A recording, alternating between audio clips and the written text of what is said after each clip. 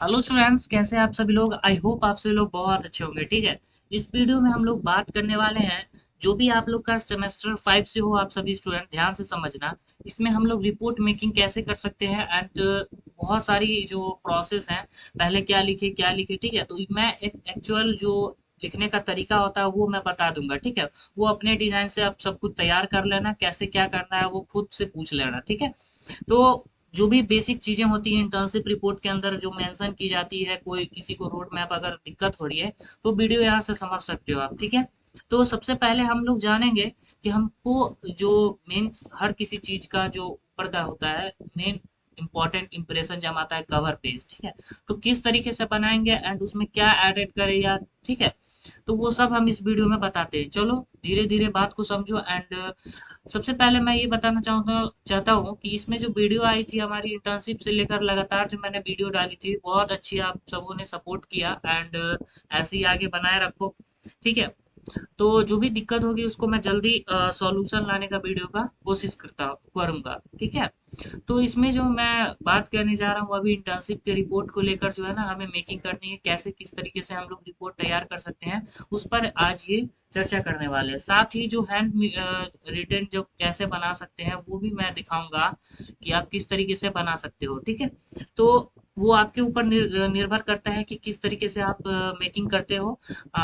और मैं ऑप्शन बहुत सारा दे दूंगा कि इस तरीके से कैसे कैसे क्या रहना चाहिए। तो चलो वीडियो को बिना किसी लेट के साथ स्टार्ट करते हैं। तो सबसे पहले ये समझो कि हमारा जो धीरे धीरे मैं इधर बताता जाऊंगा और इधर क्लियर करता जाऊंगा। ठीक है, तो इंटर्नशिप हमारा जो रिपोर्ट मेकिंग होता है, ये आइडियाज मैं दे रहा। कवर पेज हम लोग बनाते हैं, तो कवर पेज पे मेनली होना क्या चाहिए, तो मैंने जो ऐसे ही बनाया था आप लोग को बताने के लिए। ये जो मैंने बनाया है तो आप किसी भी तरीके से बना सकते हो। जैसे मैंने ये लाइनअप करी है ना एमकेएस कॉलेज चंदौना डीबीजी का, तो ये लाइनअप आप कर्व करके भी कर सकते हो, तो थोड़ा अच्छा लगेगा यहाँ से स्टार्ट करने का एंड यहाँ से यहाँ लिख देने का।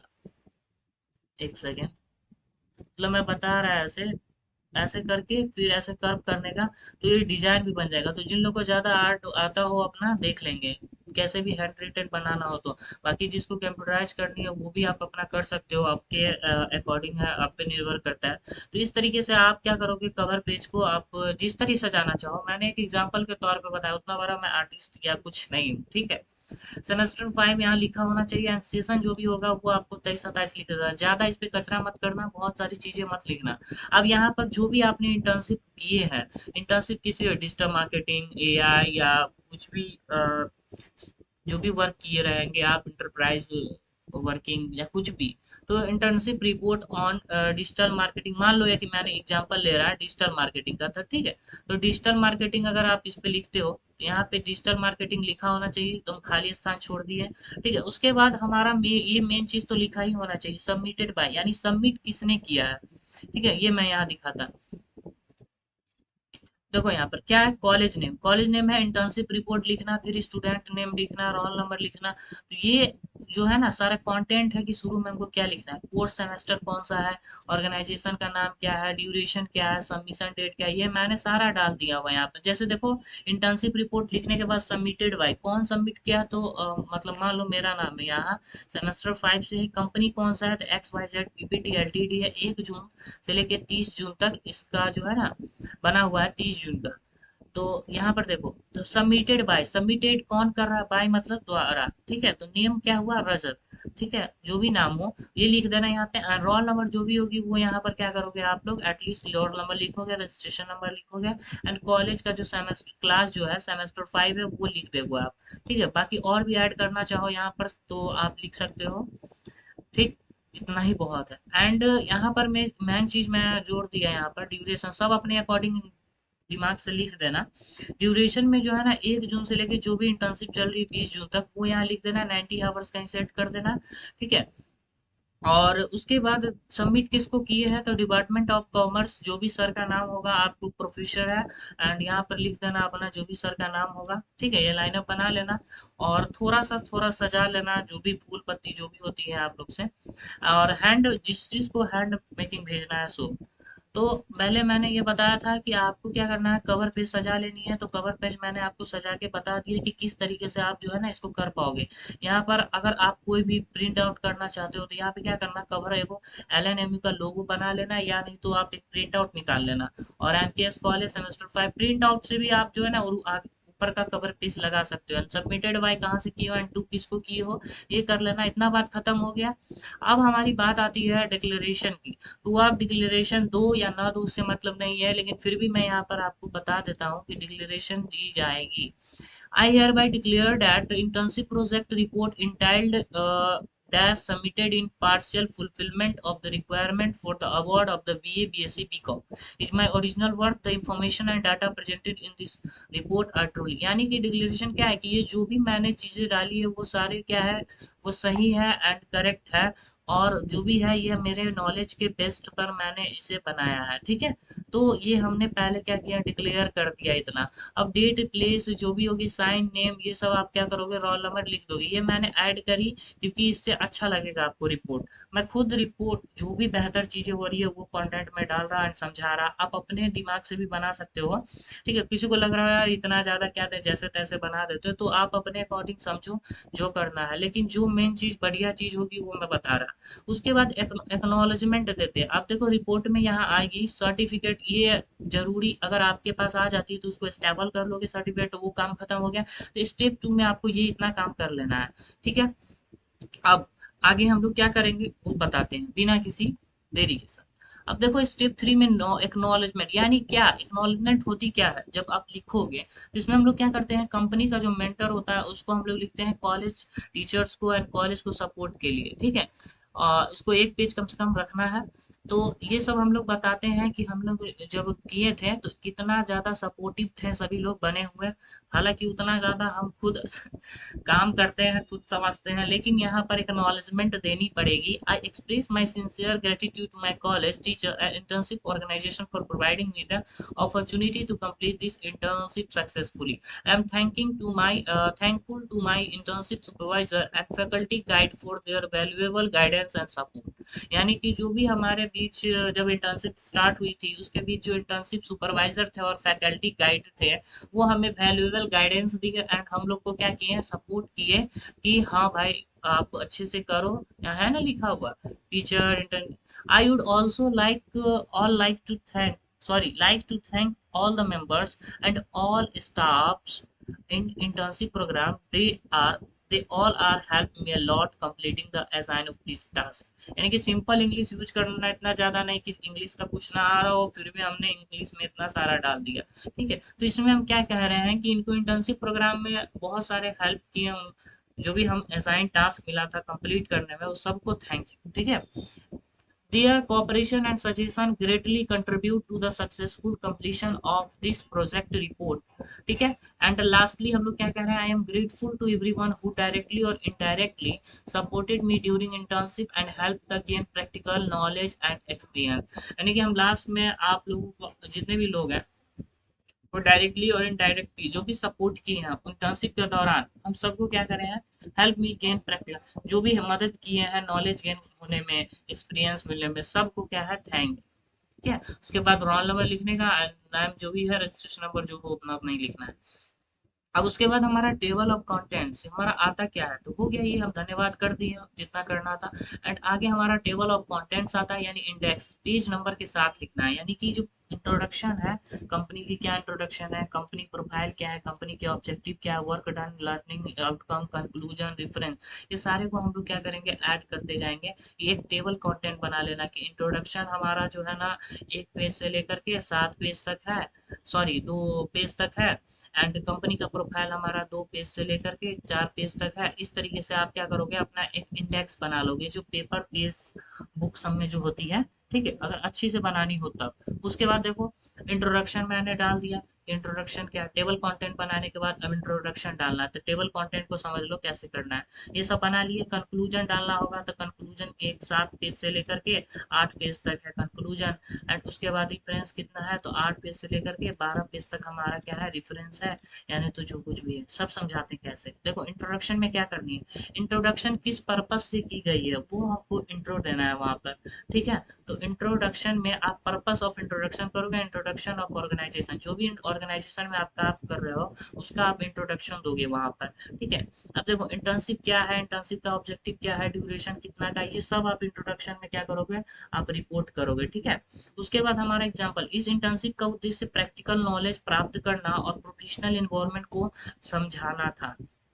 ठीक है, थोड़ा स्पीड में चलते हैं, वीडियो लंबा नहीं करना है। ठीक है, कंपनी और ऑर्गेनाइजेशन का प्रोफाइल के बारे में हमको क्या करना है, बता देना है। ठीक है, तो कंपनी का जो भी नेम होगा वो बताना, एस्टेब्लिशमेंट जो होगी बनी हुई, सर्विस क्या देती है, डिपार्टमेंट क्या है, वो सब बता देना। ठीक है, एंड डिजाइन की अगर बात करूं, तो आप अगर हैंड मेकिंग बनाओगे तो डिजाइन आप इस तरीके से रख सकते हो, चाहे जिसका भी जो भी डिजाइन हो बना, जो भी आर्टिस्ट होगा उस तरीके से। ठीक है, बॉर्डर टाइप का बनाना आपके ऊपर निर्भर करता है किस तरीके से बनाते हो। इस तरीके से देखो, ये है ना, किन्हीं का है, वो मैंने वीडियो के लिए, जिनका भी हो बना, थैंक यू के द्वारा भेजा गया है, और मैं इसमें ऐड कर दिया कि इस तरीके से आप क्या कर सकते हो, बना सकते हो। ठीक है, तो देखो इस तरीके से जैसे है ना, तो यहाँ पर जैसे है लिखा हुआ, क्या था, कवर पेज, कवर पेज का काम खत्म, सर्टिफिकेट का एक्नॉलेजमेंट जैसे लिखनी है, तो एक्नॉलेजमेंट जैसे यहाँ पर अगर ये बनी हुई है, तो आप क्या करोगे यहाँ पर अपना, अगर आपको अगर ज़्यादा दिमाग है बनाने का, तो यहाँ पे क्या करोगे, एक्नॉलेजमेंट लिख दोगे। ठीक है, एक्नॉलेजमेंट में जो भी चीज़ें आपने पा रही है,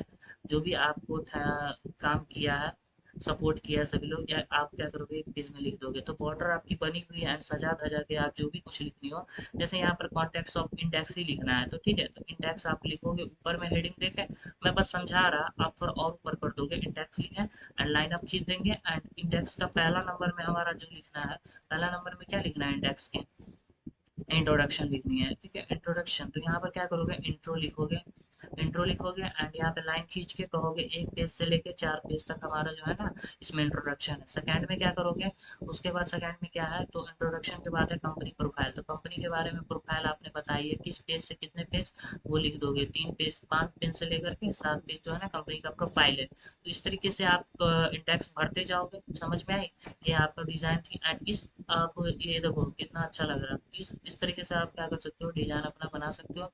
एंड ये पत्ती सजाकर, ओके, क्या हो रहा है, हाँ ठीक है। एंड आगे आपको क्या करना था, इंट्रोडक्शन देना था, कंपनी ऑर्गेनाइजेशन, तो थोड़ा सा बॉर्डर करते करते अपना बना सकते हो। हम बस समझाने के लिए कि इस तरीके से अपना बॉर्डर बना लो, एंड जो कुछ भी करनी है, बाकी आगे चलते हैं। कंपनी का प्रोफाइल इसमें लिख दोगे यहाँ A to Z तक। ठीक है, तो उसके बाद नीचे आओगे तो जो भी आप देखो कितना अच्छा लग रहा है, तो ये सब तरीके का बॉर्डर है, अपना बना सकते हो। एंड जो समझाने वाली बात है वो हम अपना टाइम पे आते हैं। ऑब्जेक्टिव जो भी होगी, प्रैक्टिकल नॉलेज गेन हुआ तो हेडिंग लिख दोगे, एंड उसके बारे में लिखोगे, इंडस्ट्री एक्सपोजर लिखना, कम्युनिकेशन स्किल्स में सीखा, टीम वर्क सीखा, जिस भी काम से रिलेटेड चीजें हो वही लिखना, जो भी आप सीखे होंगे वो। ठीक है, उसके बाद ऑर्गेनाइजेशन इंस्टीट्यूट के बारे में, यहाँ देखो रिपोर्ट में आओ, यहाँ समझ में आएगा। ऑब्जेक्टिव ऑफ इंटर्नशिप, यानी कि जो भी हमारी इंटर्नशिप होगी उसका ऑब्जेक्टिव हमारा जो भी होगा वो लिखना, यानी प्रैक्टिकल नॉलेज लेना, इंडस्ट्री एक्सपीरियंस लेना, स्किल इंप्रूव करना, कम्युनिकेशन डेवलप करना, ये सब ठीक है पॉइंट्स हैं। अब है वर्क परफॉर्म, यानी सबसे इम्पोर्टेंट, यानी कि जो भी बिजली कौन सा काम किए, तो हमने रोज काम किया, जाते जाते 1 से 20 दिन का रिपोर्ट तैयार करना है। तो ठीक है, तो ये तो वीक पे दे रहा है, तो इसको आप समझने के लिए मैंने लिख दिया है। अभी मैं बताता आप यहाँ पर, अब देखो जैसे डेट वाइज वर्क रिपोर्ट है, वो वीकली था तो उसको मत नहीं देखना है, वीकली में आपका तो डे है ना, 1 से 20 दिन लिख देना। और ऑर्गेनाइजेशन इंस्टीट्यूट बता दिए ना, उसके बारे में बता देना, इंटरप्राइज है या इंस्टीट्यूट है या कंपनी है, स्लैश देके मैंने लिखा है। ठीक है, उसके बाद आप सर्विस क्या देता है ये लिख देना, इसका मिशन क्या है, विजन क्या है, तो क्या है, कस्टमर ज़्यादा से ज़्यादा एक्वायर करना, मतलब अपने दुकान पे बुलाना, जो भी इंटरप्राइज में काम किए होंगे, एंड जिसके भी कंपनी के अंदर किए होंगे, कस्टमर से कम्युनिकेट किए अच्छे से, वो आप हिंदी में भी अपने अच्छे से तरीके से लिख सकते हो।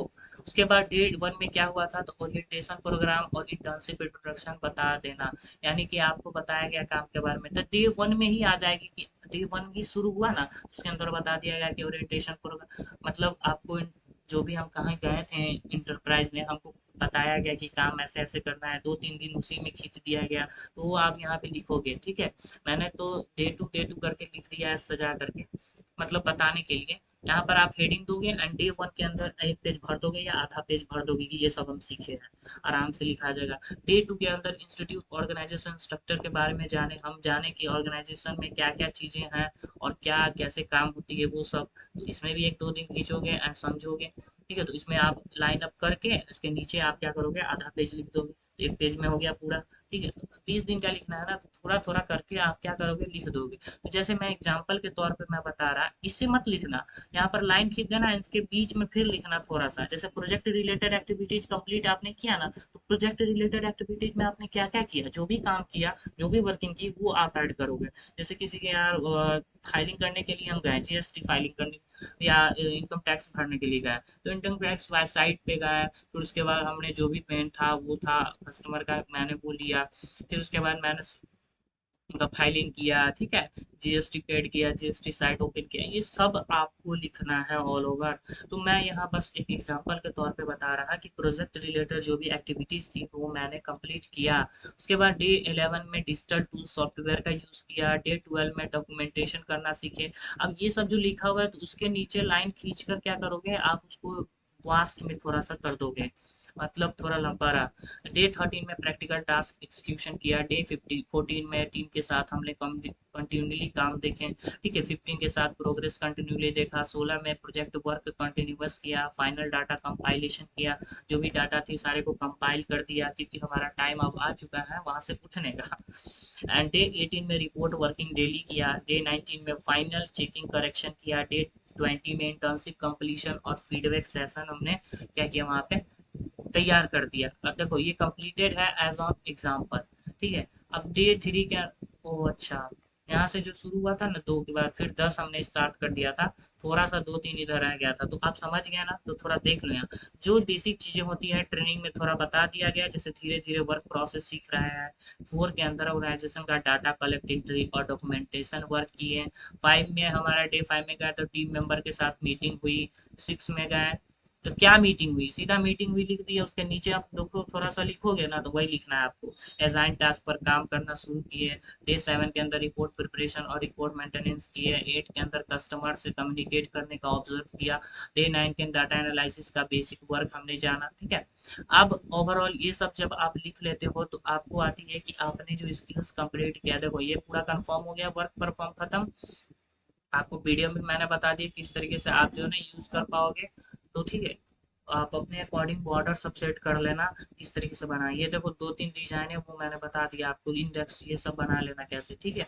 अब देखो स्किल आपने लर्निंग आउटकम क्या हुआ, इसका स्टेप है 9 में। तो 9 के अंदर स्किल जो भी लर्नेड हुई, ये सब मैंने लिख दिया था पहले। कम्युनिकेशन स्किल्स हमने सीखा, टीम वर्क सीखा।